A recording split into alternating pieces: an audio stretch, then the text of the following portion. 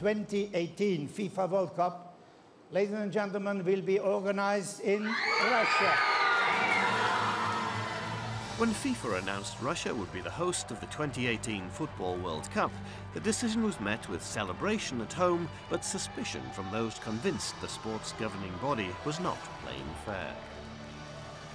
Both FIFA and Russia deny wrongdoing over the selection process, but several investigations are continuing to examine bribery claims.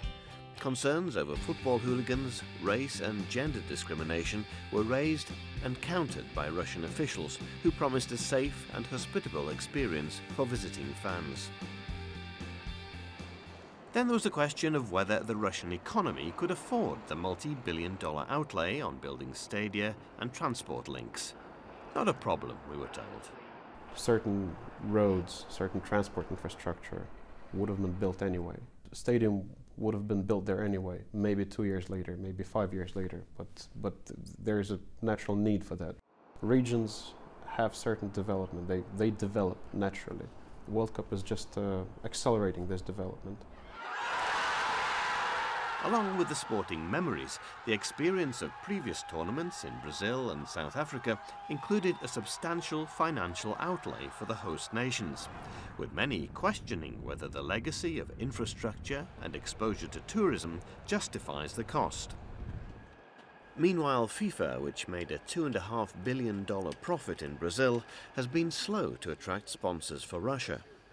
It seems that the biggest concern that sponsors have is a reputational damage. Do you want your brand, your company, stamped as essentially endorsing an organisation like FIFA, which has had issues around corruption, and a country like Russia, which is seen, at least in the West, as an aggressor in the recent conflict with Ukraine over Crimea, and there's a feeling that you don't want to be part of endorsing either of those two entities.